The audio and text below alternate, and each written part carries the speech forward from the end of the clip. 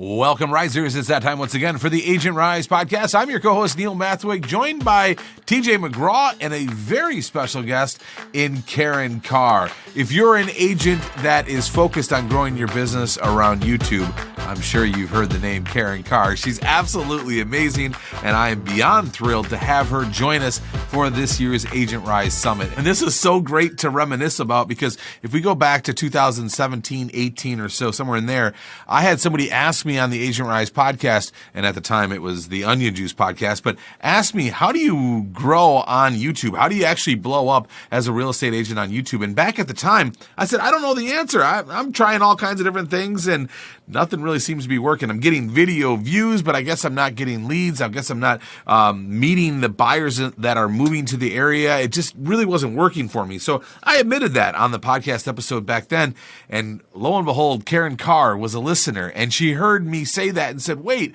I know how to break through on YouTube. I've been blogging, moving to and living in, and I've been using that on YouTube, and it's actually working.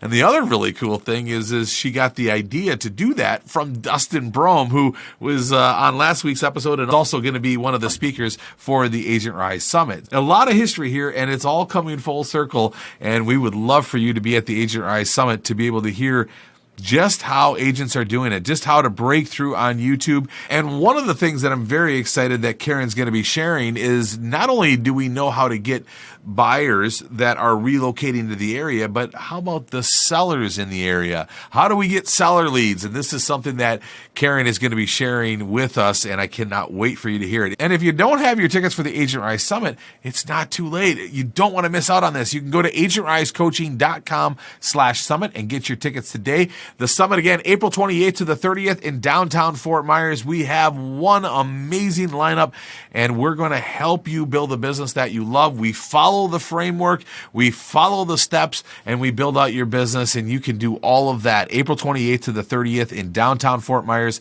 Again, all of the details are at agentrisecoaching.com/summit. Now, let's get a little bit of a taste of what Karin's going to be sharing at the summit, and here is TJ McGraw and Karin Carr. I'm excited for this interview, and really, Karin Carr needs really no introduction whatsoever, because if you've ever been heard of YouTube as a real estate agent, you must have heard of Karin Carr. And today we're going to talk about, she's speaking at the summit, so get your tickets for sure. First of all, welcome. Thanks for doing this. Thank you. Thanks for having me. Yeah, it's cool. I've been excited to talk to you, and of course I say that to everybody, but this is certainly one of the hottest topics, and something that people really, really want to know about and really have a lot of fears around. So I'm excited. I can't wait to hear your entire talk at the summit, the end of April. So your talk is called The YouTube Formula for Generating High Intent Sellers, which is awesome because we know of YouTube to get buyers. I think we kind of basically understand that formula a little bit. So getting sellers is a whole nother animal, at least in my mind, that with my limiting beliefs and whatever. So give us just a brief, kind of I've been asking everybody to give us the cliff notes on your talk for the summit. Yeah. It's really not a whole different strategy. It's the same strategy. You just talk about different things. So if you are trying to attract buyers with your YouTube channel, you're going to talk about things that are relevant to buyers. If you want to get sellers, you got to talk about things that are relevant to sellers. It's really that simple. The thing that I see most people making a mistake with is they think, I'm a realtor in Sarasota, Florida. That's my niche. No, it's not. You've got to go deeper than that. You've got to get more specific than that. So if you specifically want to go after sellers, you kind of have to think of an angle for your channel. What is your shtick, if you will? Is it that you are you help people buy Airbnbs and then maximize the amount of money they get and then sell them and, walk away and take that money and do something else with it? Is it that you help people who are downsizing? All of the kids have left and gone off to college, and now they have this big fancy house and they don't need it, and they want a single story that doesn't have any stairs and someone else is going to mow the grass? Is it move up buyers? They've outgrown their original house. Now they want to move up to something larger with a big yard and a neighborhood with good schools and all of those things. Like, just decide what you want it to be and then commit to it. And that's the thing that I see most people afraid of. They're afraid that if they commit, it's going to make the channel too small. They will not appeal to enough people. And that's a complete self-limiting belief. It's exactly the opposite. Niche down to blow up. And I feel like I try to convince people every day of my life of this concept of when you niche down, that's when your channel blows up. Because the YouTube algorithm finally understands what your channel is about and who is the most likely person to want to watch these videos. If you decide what you want your niche to be, and then you think, okay, this is the type of person who is looking for this type of information. What do I think they're Googling? What are they looking for? What are the questions they have? What are the problems that they're trying to solve? And then make content for that specific person. It will work no matter what your specific angle of your channel is. Yeah, the fear and the limiting belief is very real, because as you were talking, the first thing I thought of was like, when I run out of content, if I just right. Oh my gosh, I hear that all the time. Everybody says that. I don't know what to talk about. I'm like, really? How long have you been in real estate? And most of the people I talk to are like 7 years, 10 years, 15 years. And I'm like, do you really think you would run out of stuff to talk about? There's got to be a few stories in there for sure. Oh, so many. So many. Well, that addressed my next question somewhat. It's really like, what are the challenges you see with the agents have with YouTube and especially starting a niche? And one of the things is that it's too small. What would be the second to that? What's the second challenge that people might have? They think that there is one right answer. And if they guess wrong, they will be wrong and it's going to be a dismal flop. And what I'm always telling people is there is no one right niche. There's only the niche that you decide is right for you. Who do you think that you would enjoy serving the most? Do you have any sort of talent when it comes to design? Could you have a channel all about staging? Could you have a channel all about before and after DIY home renovations? Make it kind of like an HGTV type channel.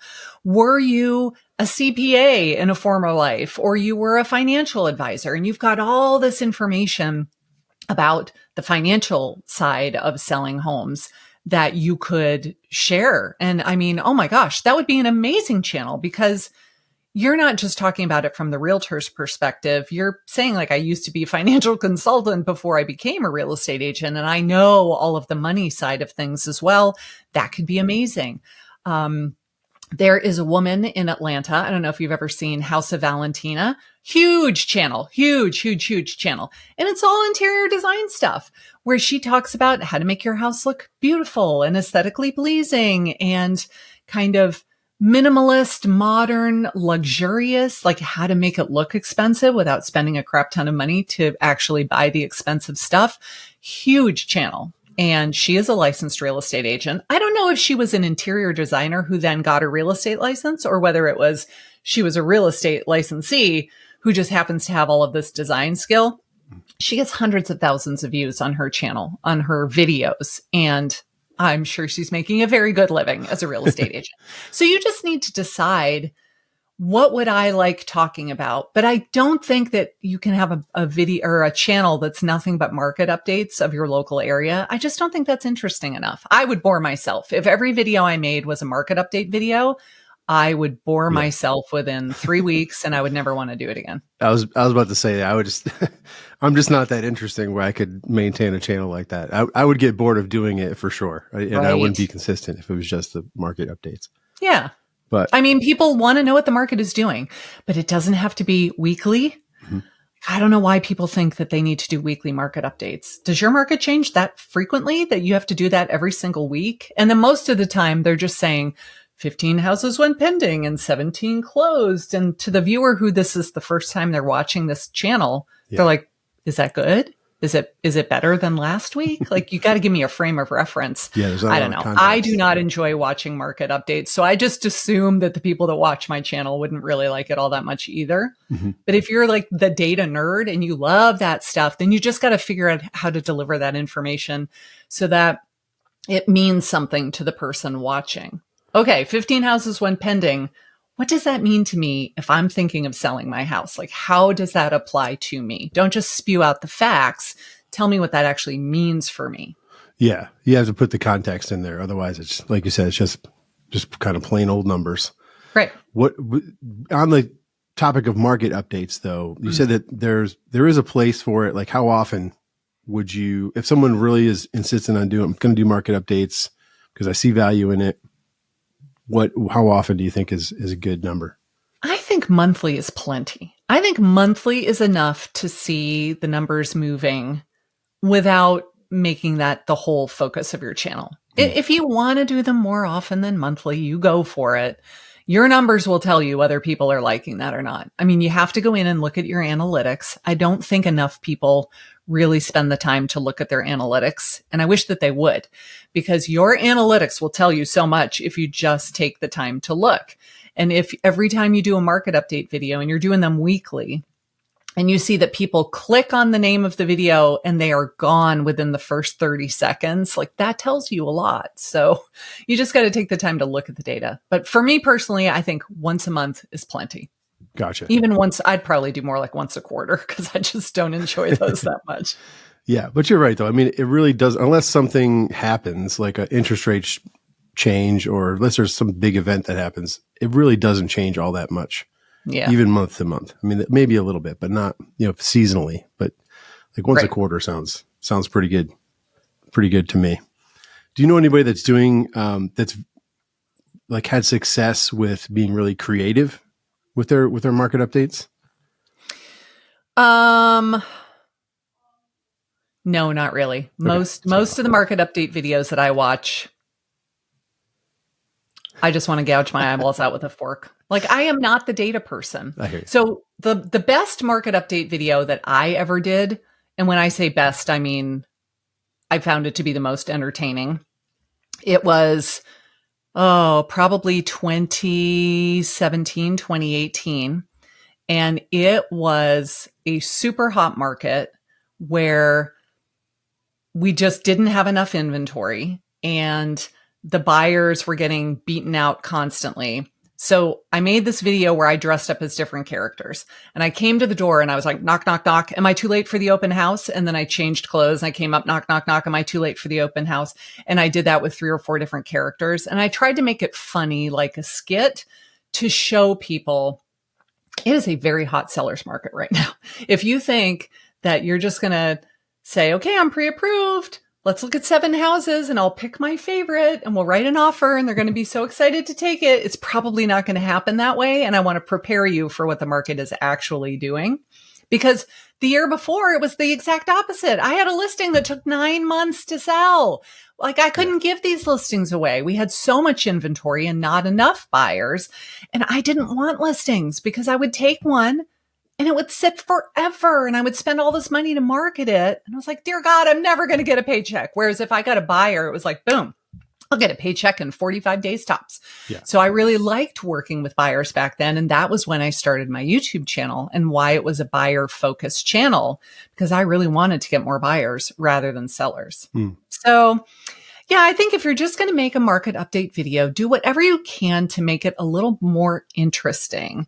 It could even be where you poke fun at yourself, like you dress up like a scientist and you're wearing the black glasses with the tape in the middle, and maybe you're wearing a lab coat and you're, today we are going to just discuss the science of real estate. And you could make it silly like that, just trying to, liven it up a little bit, or have a big whiteboard and you're like writing it on the whiteboard so that you're talking, but they're also watching you do something. Anything you can do to make it more interesting so they'll stick around and watch it is better in my book. Yeah.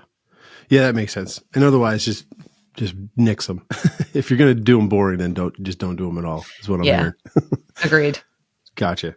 So this is a question I have that's kind of popping into my mind right now. I'm an agent out here and I don't have a seller focused YouTube channel. So this is a 2-part question. First part is, do I have to start a new channel to market towards sellers? And then, if I do or I don't, how long does it take typically? I know every market's different. Every area is different, but how long can I expect before I start seeing some results from from making that switch? Because there's always a switch cost whenever you're kind of shifting into something new. Right. I think that it's easier to just change the focus of the channel you already have rather than start from scratch. So if you have a channel and it has a whole bunch of videos on it and you have any sort of number of subscribers and you are getting business from it, like you are getting buyer leads from it, I think you should just change the type of video that you start producing and stick with the existing channel. So I did this with my team. We were getting primarily buyer leads and a lot of first-time buyer leads. Because when I started the channel, that's what I was making. I was making videos for people in the military that were relocating to Savannah. They were going to be stationed at Hunter Army Airfield. They were VA buyers, didn't have a lot of money to spend. A lot of them were first-time buyers. And so we, as a group, said, well, let's start trying to do more luxury price points. Let's make videos about neighborhoods that are much more expensive. And as soon as we started making those videos, they were still buyer videos, but they were at a much higher price point. We started getting those leads, people that wanted to buy in those neighborhoods that had that much money to spend. So then after a year or so of that, we said, what if we start making seller focused content? And every video that we put out, it was like, okay, it has to be for a seller then. No more buyer focused content. It has to be for a seller. And every video that we put out is going to be focused, trying to get someone who wants to sell their house. It takes a while for the YouTube algorithm to go, hold on, we have a whole new direction now. I'm not really sure who our target audience is anymore. There is an audience on YouTube for people that want to sell their house. There is. But when you abruptly change tactics, it's just going to take a little while for the algorithm to figure it out and kind of get back on board. So could it take a couple of months? Yeah. It could take less than that. It could take more than that. It just depends on how frequently are you posting videos and how consistent are you being with this new strategy. But I would say give yourself a couple of months. You're still going to get leads from the old videos, and that's not bad. You're still going to be getting leads from that. But as the algorithm starts to understand your new strategy and it says, okay, this is the type of person I think would be most likely to enjoy this content, and they start suggesting those videos to the new audience, it will work. It just takes a little bit of time. Gotcha. Wait, one more question, and I promise I'm not going to drag your whole talk out of you in this little interview. We're going to save some for the summit, of course, but what if I wanted to do both? What is your suggestion on that? Do you think we should just focus on seller, focus on buyer, or is there opportunity where you can still do buyer videos and seller videos? Or is that going to confuse things? I think if there is a way that you can, what is I'm trying to think of the word I want to use. Is there an overarching theme such as urban condos, like condos, downtown Atlanta, very urban area, walkable areas? You could do buyers and sellers for sure. If you were selling beach homes, lakefront properties, working with teachers, firefighters, military, anything like that. If there's some sort of unifying theme, I think that would work very well. But if you're just like, today I make a buyer video, next time I make a seller video, next time I make an investor video, next time I make a video for first-time buyers who are currently renting, and the overarching theme of your channel is just Atlanta real estate, it's just too broad. It's just too broad. You won't see success. And then you get mad that you spent 6 months making videos and you have yet to get a single phone call and you quit. That makes total sense. So if it fits in a bucket as an analogy, then it makes sense to do both. Yes. Because you're talking about an overall, like a niche concept as a niche, right? Rather than doing the shotgun approach where you have this huge geographical area and you're buyer seller and you're all over the map. That's what confuses the algorithm. Gotcha. Yep, exactly. It's like we need to figure out how to clearly communicate who our ideal target audience is to the YouTube platform. And if you can't, then it just doesn't know who to show your videos to. Gotcha. Yeah. One more question, and then we'll I have two more questions, but this is one more, like a selfish question. How much, and this, you probably get this question all the time, how much do I have to have like equipment to do this? I know some people say just your cell phone works. Yeah, this is my favorite question. Yeah. Because everybody thinks it makes such a huge difference. Can I show you my light right now? It is so low budget. It is this little guy. Just a little clip. Has a clamp. Yeah. You can stick it on the top of your computer, or you can clamp it onto your phone, or you can clamp it onto your iPad, whatever you're using to film. Yeah. And you can change the temperature. So it's either very cool, very warm, or somewhere in between. You can change how bright it is. It was $30. $30. What is it, about like 3 inches by 3 inches? Right around there? For everybody it's listening. Probably 2.5 by 3.5. Okay. So it's a rectangle, not a square, but it's not big. I mean, it's the size of like a deck of cards. Oh yeah. Yeah. Yeah. It's not big. Not at all. Film with your phone. Like I have an iPhone 14. The camera on this sucker is way better than the lens on the camera with the lens and all of the stuff that I bought 6 years ago. It's fine. It's totally fine. I'm filming right now with the webcam on my computer. It's the built-in webcam. It shoots in 1080p. Mm-hmm. My old computer, it was in 720. That was not good. It was very grainy. It didn't look good. But the one that films in 1080p is just fine. So I figure one source of audio, one source of light, one camera option, maybe a tripod. That's it. Like, seriously, we can get all of the stuff that we need. Assuming you're going to use your phone and you already own a phone, then you buy a microphone and a light and maybe a tripod. We're talking like $150 max for all of that stuff. It's not a lot. Yeah. So it's simple. It's low cost of entry. Yeah. So that's not an excuse. So the point is like, that's not an excuse to not. No, I mean, the ring light that you have behind you on your shelf is great. The ring lights are terrific. It was, I don't even know. It wasn't that much. It was like $25 a few years ago. And I have a couple of the, like, I don't even know what they're called, key light and another accent light, but it didn't cost very much, to get it going. And then the colored LEDs, I don't know, $10 maybe. Right. But you didn't start with all of that stuff, right? You started with just the ring light. And then you probably said, oh, I feel like this side of my face is kind of dark. Maybe I should have a key light over there. And then you said, oh, that wall back there is really dark. So I should put some LED lights behind that sofa and kind of like give the wall a little oomph. You add stuff over time. You don't start with everything on day one, or you'll completely overwhelm yourself, because I didn't know how to use any of this equipment. So I just started with the bare minimum, and it was good enough that I was getting phone calls and I was getting clients and people were hiring me and I was selling houses and I was getting commission checks. And so I was like, okay, I have proof that this works with almost no equipment whatsoever, no production value whatsoever.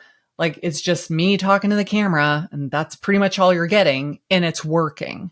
So then after you start selling a bunch of houses, you're like, well, I need a better microphone. And the microphone that I'm talking into now is way overkill. The only reason I have it is because I do a lot of podcast interviews. And so during 2020, when we were all on lockdown, it was our wedding anniversary. And my husband's like, well, we're not going anywhere. We're not doing anything. What would you like for our anniversary this year? And I said, would you buy me a really nice microphone? Because I'm doing Zoom calls and podcast interviews all the time. And I don't need jewelry and I don't need fancy stuff, but like a really nice microphone would be awesome. However, the $40 microphone that I was using prior to that worked just fine for a very long time. I wrote a book called YouTube for Real Estate Agents. Maybe some of the people have heard about it before. I recorded the audio version of it. So if you've ever listened to my audiobook, I recorded that with my $39 microphone. Oh, nice. Yeah. So anybody who's like, oh, I got to have all the fancy equipment, you don't. Yeah. You really don't. I'm glad you mentioned your book. Yeah. So definitely, it's a good book. I own it. I don't have it with me right now. Thanks. I meant to grab it so I could hold it up in front of the camera, but I didn't. Well, I have one right here if you want me to. I mean, gosh, I always got them on me. Like, here we go. There you go. Ooh. That's what it looks like. It's 99 cents for the Kindle version. Mm-hmm.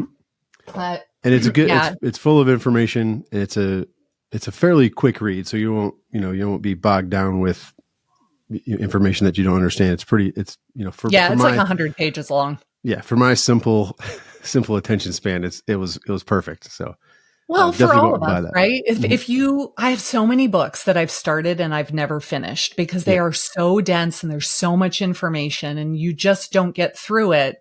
And then I open my Kindle. I'm like, I'm still only 25% of the way. Okay, let's go back and we'll try to read some more. And then I make it to 40%, but I still haven't finished the darn book. I just thought I want to give it to you as concisely as possible so that you can actually start doing it. Perfect. Yeah, you succeeded 100%. Thank you. I'm the perfect test for that.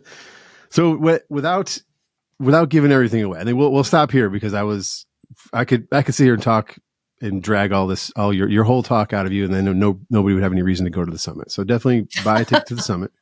And one more thing before we go, what do you think? What advice could you give agents out there of something that they could start like today?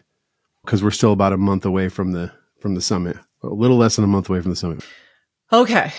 There's so many different directions I could go with this. If age is the issue and you're telling yourself that I'm too old to be doing this, I don't understand all this technology.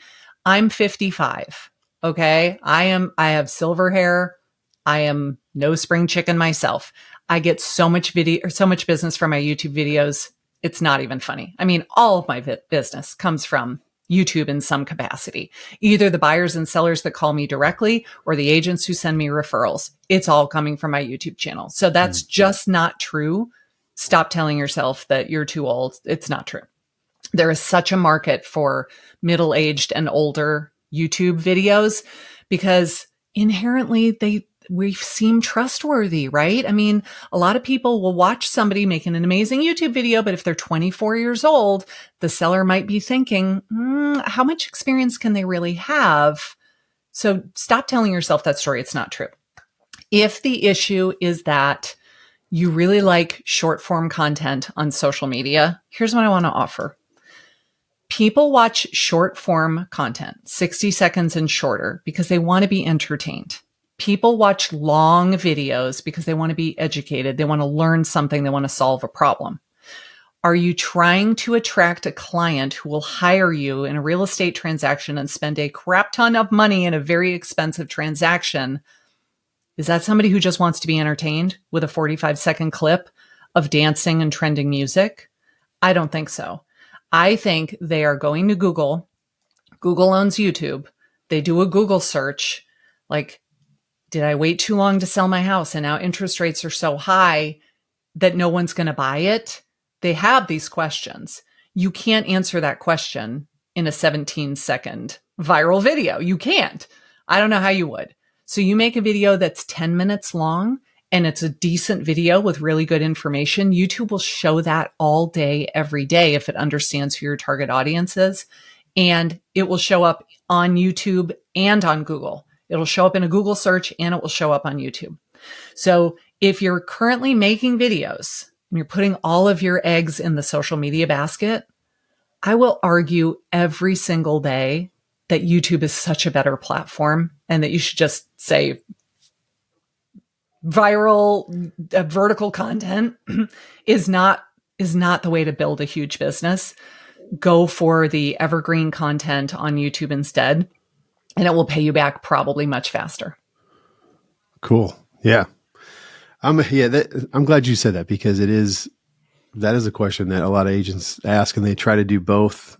And if you haven't established yourself in one area, it's really hard to do it all for sure. So I'm glad you mentioned that. Yeah. Just stick to the one thing. Yeah. I kind of feel like I'm hardly present on social media at all. I just feel like if I try to be in all of the platforms, then I will feel overwhelmed and I won't want to do any of it. Yeah. So I concentrate on YouTube and I hardly do anything on Instagram. I mean, I'm not really on Facebook anymore. That's a story for a different day. I don't do anything on TikTok. I rarely post on LinkedIn. I just don't really do any of that stuff on social media. And yet I have a huge business that all came from YouTube. So I know that it works and it can work for you guys too. If you just trust the process, commit, decide what your niche will be, narrow down, don't make restaurant review videos. That's not going to bring you a client. somebody who's looking for the best place to get a hot dog doesn't mean they want to buy a house. So like, stop making the content that other people tell you to make for social media and then put it on YouTube. It's a waste of your time. Make real estate content for people who are showing they have an intent to buy or sell. If you want to sell, make content for people that want to sell. Put it on YouTube. Do it over and over and over again. You will get leads from it. Yeah, we're gonna punctuate it right there. That was perfect for sure. Thank you. So to hear more from Karin and the others that we've been interviewing, get your ticket to Agent Rise. I can't wait. I'm like, we're like stacked with so many intelligent people. I can't wait to listen to everybody, and especially you, Karin, and go and focusing on the seller side of things is really interesting to me, because I've made a shift. I used to do Facebook ads, and I've made a shift to doing to working probate leads to go after more listings. So I'm super intrigued. I have a YouTube channel that just started that's focused on probate. So I'm happy to hear how like it's a niche. So I feel like I'm doing the things. Extremely effective. One of my most successful coaching students has a probate niche in San Diego. She went on vacation to visit her daughter, and the week that she was gone, she got 5 leads while she was out of town. It's insane. It works extremely well. I think I've been R&Ding her channel a little bit. San Diego. Okay, good. I think, somebody in San Diego that I've been watching their stuff. If it's Kim with white hair, that's her. It might be. Yep. I'll have to go back and check. Well, awesome. Well, so cool. I can't wait to see you in person and hear all the stuff you have to teach us. Me too. I'm excited for this summit. Most definitely. All right. Well, thanks again for being with us. My pleasure. Thanks for having me. Seriously, you don't want to miss this, do you? Come and join us for the Agent Rise Summit. Join Karin Carr. Join Jerry Potter. Join me. Join Dustin Brome. I mean, we've got such a lineup of amazing people coming to share what's working for them that you can then apply to your business. Because here's the thing, I don't want to create a speakers fest. I want you to follow the Agent Rise framework, and I want the speakers to add to the framework. I want them to help you develop really what you want to do and create your plan so it feels so right. Because again, we want a clear plan that's congruent to you, and then you go home and you stay consistent with that, and you will break through. Cannot wait for you to join us at the Agent Rise Summit. Again, get all of the details and your tickets today at agentrisecoaching.com/summit. The dates, again, April 28th to the 30th in downtown Fort Myers. Again, the website, agentrisecoaching.com/summit. Get your tickets today, and we'll see you in Fort Myers. Thank you so much for listening to the Agent Rise podcast. And like always, remember to be the reason somebody smiles today.